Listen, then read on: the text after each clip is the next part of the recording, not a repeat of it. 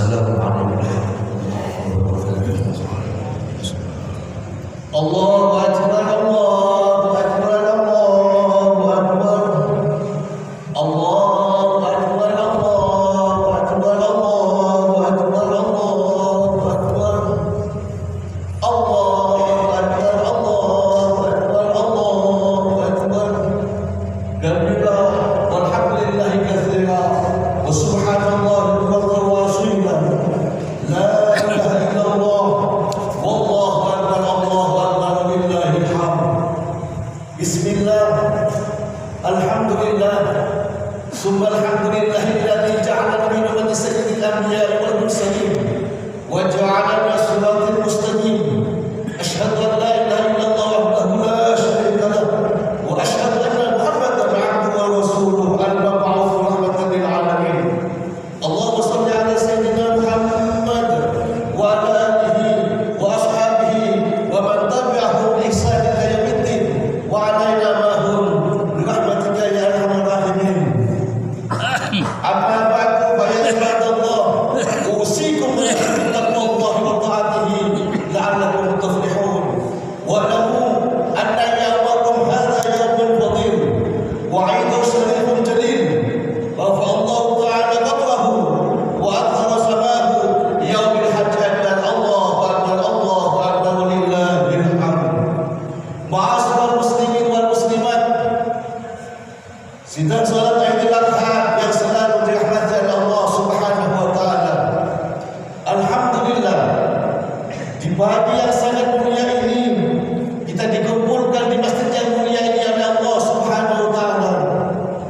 Gerusulatan dan tahmid dan tahlil sudah dikumandangkan mulai tadi malam. Bahkan di seluruh bumi Allah Subhanahu wa taala semuanya mengucapkan takbir Allahu akbar, Allahu akbar sebagai ungkapan rasa terima kasih atas nikmat yang telah Allah Subhanahu wa taala berikan kepada kita.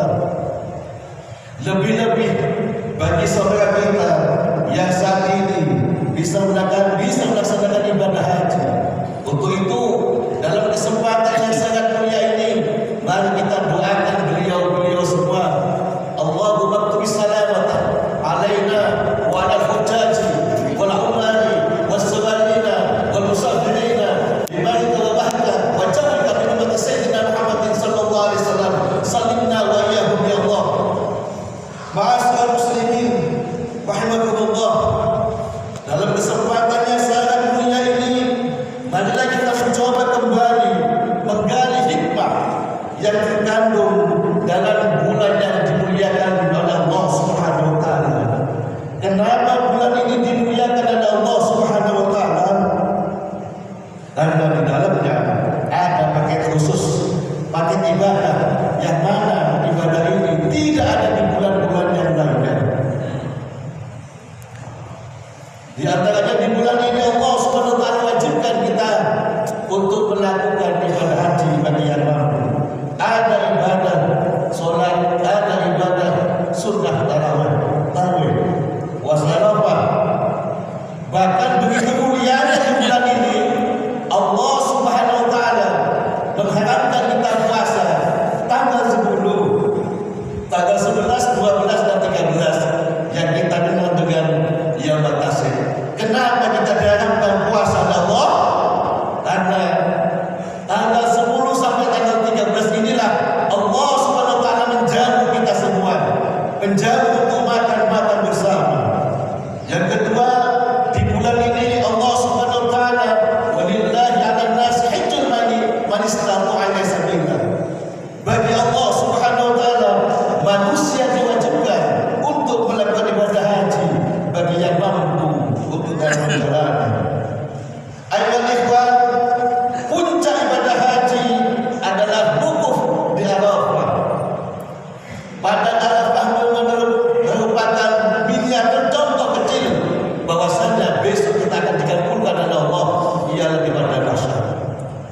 Dan puncak dari kehebatan manusia, apapun dia statusnya, hina di hadapan Allah Subhanahu wa taala. Karena pada waktu wukuf yang dituntut oleh Allah Subhanahu wa taala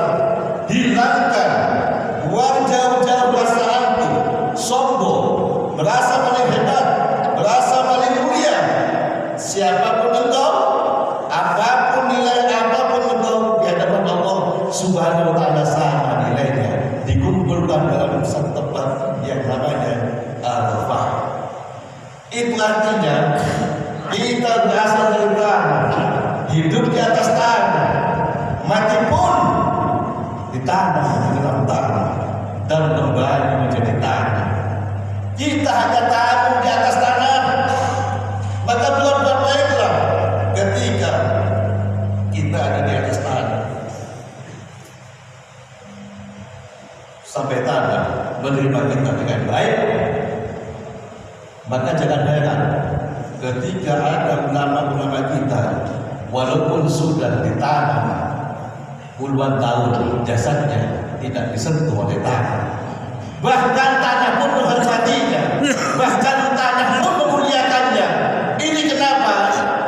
Karena semasa hidupnya dia selalu ingat kepada Allah. Selalu semasa hidupnya dia selalu menghormati hamba-hamba Allah. Semasa hidupnya dia sosialnya tinggi, sehingga tanah pun menghormati, apalagi Allah Subhanahu wa ta'ala. Ayyuhal ikhwan rahimakumullah, ada sebuah cerita kisah suatu ketika Nabi Allah Musa alaihissalam yang kita kenal dengan kalimullah. Nabi Allah Musa ketika membutuhkan sesuatu, dia tidak usah menemani malaikat Jibril, langsung bertanya kepada Allah, ya Allah, ya Tuhanku, ibadah apa yang kau sukai dariku ya Allah? Ya Rabb, manakah ibadah yang kau sukai ya Allah, yang kau senangi ya Allah? Apakah sholatku? Kata Nabi Allah Musa alaihissalam. Apa jawabmu? Musa, sholatmu itu untuk dirimu sendiri Musa. Karena dengan sholatmu engkau terpelihara, kata Sa'id Fasabul Qadar, engkau terpelihara dari melakukan sesuatu yang kecil. Lalu ditanyakan lagi oleh Nabi Allah Musa, ya Rabb, apakah zikirku padamu? Apa jawaban Allah? Musa, zikirmu hanya membuat dirimu menjadi tenang. Ala bidzikrillah tatma'innul qulub, kata Allah Subhanahu wa ta'ala. Nabi Allah Musa belum puas kepada Allah. Apakah puasaku ya Allah yang kau sukai? Apa jawaban Allah? Musa, puasamu hanya untuk dirimu sendiri Musa. Karena dengan puasa engkau melatih, engkau mengekang hawa nafsumu. Wa innahu lahwija'un, kata Allah. Lalu ibadah apa ya Allah yang kau sukai? Kata Nabi Allah Musa bertanya kepada Allah, Musa, tatkala aku membahagiakan orang yang sedang kesusahan, tatkala engkau membantu saudaramu yang lagi membutuhkan, tatkala engkau berbagi kenikmatan yang aku berikan, tatkala engkau peduli kepada sesama makhluk Allah, aku ada di sana, kata Allah. Wa ma taf'aluna min khairin fa inna Allaha bi'alim.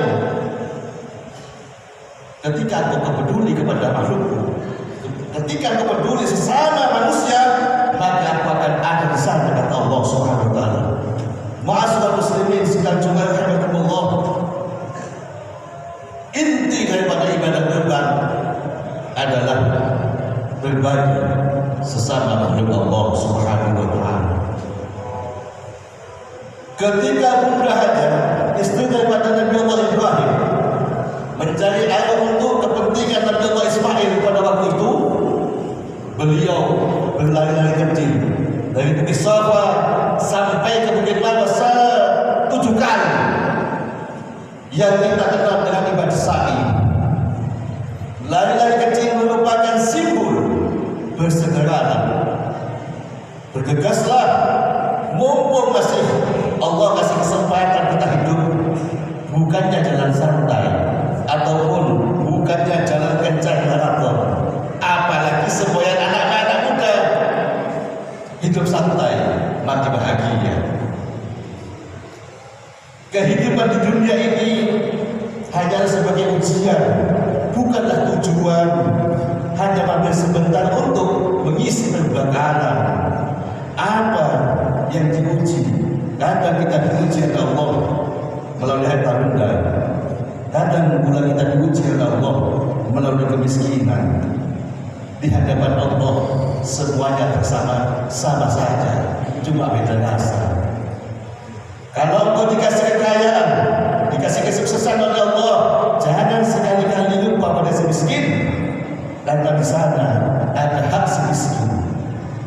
ikutan ini nikmat kata ulama, dunia dia bukan aman.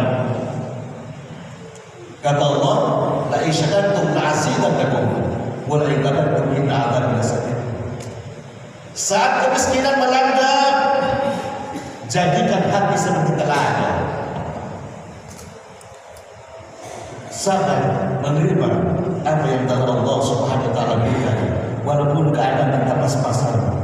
Teruslah berusaha, teruslah beribadah. Jangan sampai lupa kepada Allah Subhanahu wa taala. Teruslah ketuk pintu rahmatnya. Jangan pernah menjauh kepada Allah Subhanahu wa taala agar supaya kita tidak rugi di dunia, apalagi nanti kita rugi di akhirat. Jangan sekali-kali putus asa dengan ibadah dan doa yang kita panjatkan kepada Allah Subhanahu wa taala. Karena permohonan belum dikabulkan oleh Allah Subhanahu wa taala. Bukannya Allah tidak mengabulkan, akan tetapi boleh jadi belum sampai kepada puncak ujian Allah Subhanahu wa taala. Yang kedua, boleh jadi dijadikan waktu yang tepat oleh Allah Subhanahu wa taala. Yang ketiga, boleh jadi diganti yang lebih baik, lebih bermanfaat bagi dia dan lebih berguna. Seperti kisah Nabi Allah Musa alaihissalam. Bayangkan 40 tahun dia berdoa kepada Allah agar supaya dikasih kemenangan oleh Allah untuk menghadapi Fir'aun. Akan tetapi puncak daripada pertolongan Allah datang ketika beliau sudah tidak ada jalan. Di depan ada lautan, di belakang ada pasukan Fir'aun yang siap membantai. Tapi pada waktu itu sudah puncak ujian Allah, maka Allah Subhanahu wa taala perintahkan kepada Nabi Allah Musa untuk membelah, untuk memukul itu lautan sehingga lautan itu terbelah menjadi dua. Ingat kisah Nabi Allah Ayub alaihissalam.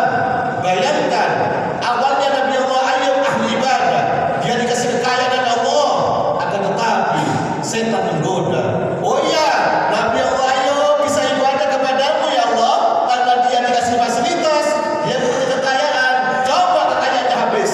Ternyata diizinkan setan oleh Allah untuk menggoda Nabi Allah Ayub. 18 anaknya meninggal dunia, istrinya meninggalkan semuanya. Bayangkan 18 tahun dia sakit habis badannya. Jangankan untuk makan, untuk gerak saja sudah gak bisa. Tetapi pertolongan Allah datang ketika ulat-ulat yang ada di tubuhnya saling makan memakan, habislah. Ingat kisah Allah Nabi Muhammad sallallahu alaihi wasallam. 13 tahun diintimidasi di Mekah. 13 tahun dia tidak bisa usaha. 13 tahun siap dibunuh. Nabi Allah Muhammad sallallahu alaihi wasallam akan tetapi pertolongan Allah datang ketika ada berita hijrah ke Madinah. Dia disambut oleh sahabat-sahabat. Ayuhan ikhwan, teruslah berbuat baik walaupun Allah Subhanahu wa taala saat ini tidak menampakkan apa yang kita minta, dan kebaikan pasti akan membuahkan hasil. Cuma sabarnya Allah semuanya yang menentukan. Biarlah Allah yang bekerja dengan cara sendiri. Orang yang berusaha mendekatkan dirinya kepada Allah Subhanahu wa taala, pasti pada akhir cerita Allah Subhanahu wa taala akan turun tangan untuk menyelamatkannya, untuk menyelesaikan segala urusan kita. Ini janji Allah, wa inna ma'al usri yusra. Dan sesungguhnya bersama kesulitan Allah mengedepankan kesulitan dulu, ada kemudahan kata Allah Subhanahu wa taala. Dan Allah Subhanahu wa taala enggak pernah ingkar janji. Inna Allah la yukhliful mi'ad. Ingatkan, tetapkan dalam hati, inna Allah la yukhliful mi'ad. Allahku, Tuhanku enggak pernah ingkar janji. Inna Allah la yukhliful mi'ad. Kita saja yang sering berjanji kepada Allah, bahkan tanpa kita sadar kita berjanji kepada Allah 17 kali dalam setiap hari. Kapan kita berjanji? Ketika kita duduk di antara dua sudut, Rabbil firli walhamdi wajabirni walfa'ni walsukni wahdini wa'afini wa'afani. Itu permintaan kita, itu janji kita kepada Allah. Rabbil firli, ya Allah ampuni segala dosaku ya Allah. Walhamdi, kasihanilah aku ya Allah. Wajabirni, ya Allah cukupkan segala kebutuhanku ya Allah.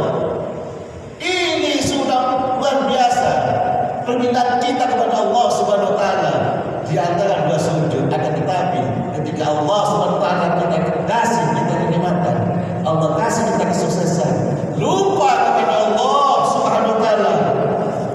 Lalu bagaimana kita bergantian kepada Allah Subhanahu wa taala? Ayuhal ikhwan rahimakumullah, ada sebuah kisah suatu ketika begitu hebatnya Nabi Allah Ibrahim, begitu kayanya Nabi Allah Ibrahim. Suatu saat beliau menyembelih 1000 domba, 300 sapi dan 100 unta. Ini dibagikan, siapapun yang menghendaki silakan ambil sepuasnya, kata Nabi Allah Ibrahim. Karena pada waktu itu Allah kasih kekayaan luar biasa kepada Nabi Allah Ibrahim. Jangankan manusia kagum kepada Nabi Allah Ibrahim, malaikat pun terkagum-kagum kepada kurban yang dilakukan oleh Nabi Allah Ibrahim. Sehingga tanpa terasa Nabi Allah Ibrahim berucap, wallahi law kana ibnun law atibahuna fi sabilillah. Tanpa terucap, karena kita kebanyakan dipuji oleh umat sehingga terpeleset. Wallahi law kana ibnun, jangankan cuma harta benda, andai kata Allah SWT kasih aku anak laki-laki lalu diminta oleh Allah, pasti aku serahkan kepada Allah SWT. Ternyata Allah Subhanahu wa taala mengabulkan permohonan Nabi Allah Ibrahim alaihissalam.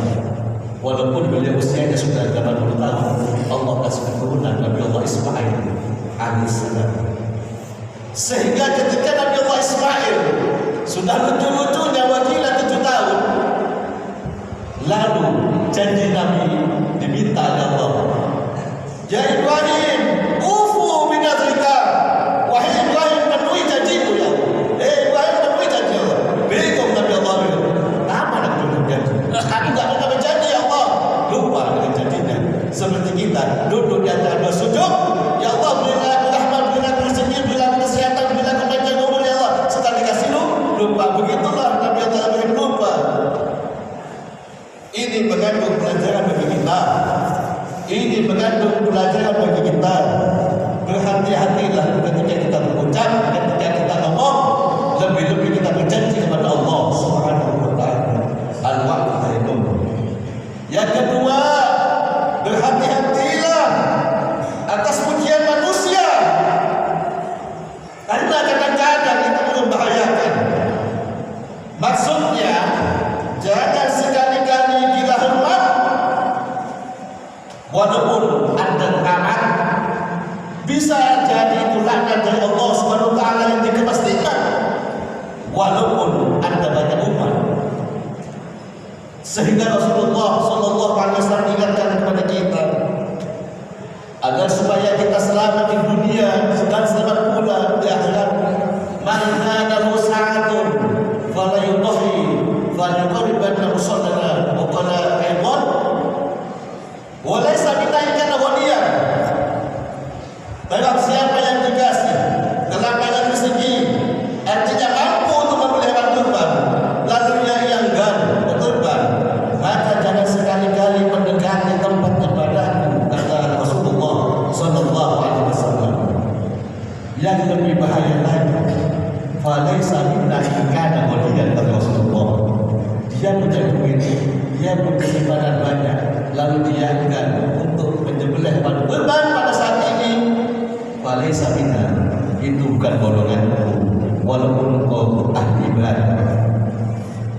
Lalu ditanyakan oleh sahabat, ya Rasulullah, untuk apa kita kok masih ada kurban? Apa enggak cukup sedekah? Apa enggak cukup zakat? Apakah perlu Tuhan Allah untuk diberikan persembahan hewan kurban? Ditanyakan oleh sahabat. Apa kata Rasulullah? Ala innal utiyata minal amali munjiyat tunji sahibah bisa dunya wa akhirah. Wahai sahabatku, hewan kurban tersebut akan menyelamatkan yang dunia dari kejelekan-kejelekan dunia sampai kedahsyatan di akhirat. Untuk menebus, mungkin kita punya janji kepada Allah, lupa akan menjadi tersebut, maka Solusinya dari Rasulullah, sembelihlah hewan kurban semata-mata untuk Allah Subhanahu wa ta'ala. Azimu dhahayakum wa innaha ala sirati matayakum, kata Rasulullah. Pilihlah hewan kurbanmu yang bagus, yang besar, yang sehat, yang menyenangkan. Karena hewan kurban itu akan menjadi kendaraan melintasi sirat, jembatan menuju surga Allah Subhanahu wa ta'ala. Ma'asyiral muslimin wal muslimat rahimakumullah. Ketika orang mukmin dibangkitkan dalam kubur dan dihimpun oleh Allah, dihimpun oleh Allah di padang mahsyar namanya, maka Allah Subhanahu wa ta'ala berseru, yaqulu Allah ta'ala, ya malaikati la tamshu ibadi rajilin adhiqabuhum ala najaihim fa innahum yatadu uqubah fid dunya. Kata Allah Subhanahu wa ta'ala, wahai malaikatku, jangan kau berjalan-jalan, kau biarkan umatku berjalan kaki, karena dia sudah biasa ketika hidup di dunia naik kendaraan. Dia sudah biasa ketika hidup di dunia berkendaraan. Yang pertama yang menjadi kendaraan manusia kita adalah tulang sulbi daripada ayah kita. Yang kedua yang menjadi kendaraan adalah perut ibu kita. Yang ketiga setelah kita lahir yang menjadi kendaraan kita pundak-pundak ayah atau ibu kita. Lalu setelah kita dewasa, ada yang naik roda 2, ada yang naik roda 4, ada yang naik pesawat. Artinya kita hidup di dunia ini sudah biasa naik kendaraan. Dan setelah mati pun yang menjadi kendaraan kita pundak-pundak saudara kita, pundak-pundak kawan kita dipikul. Maka setelah bangun dari kubur, kata Allah, jangan biarkan kita berjalan kaki. Muqaddimuna jahilakum wa yaqtiyah, serahkanlah hewan kurban kita agar supaya menjadi kendaraan menuju masyarakat. Bersyukurlah kepada Allah Subhanahu wa ta'ala. Berterima kasihlah kepada Allah Subhanahu wa ta'ala bagi saudara-saudara yang tahun ini bisa menyembelih hewan kurban semata-mata untuk Allah dengan satu doa, Allahumma hadza minka wa ilaika wa taqabbal minhum wa ahlihim. Ya dari Allah, terimalah hewan-hewan kurban dari saudara-saudara kami, Allah yang telah mempercayakan kepada kepanitiaan Masjid Jami'ah Al-Jami'ah. Demikianlah khutbah yang bisa kami sampaikan. Semoga Allah Subhanahu wa ta'ala menerima segala bentuk amal ibadah kita dan mengampuni, memaafkan segala kekurangannya. Wastaghfiru li wa lakum wa li walidayya wa li walidikum wa li jami'il muslimin wal muslimat fastaghfirullahal azim innahu huwal ghafurur rahim.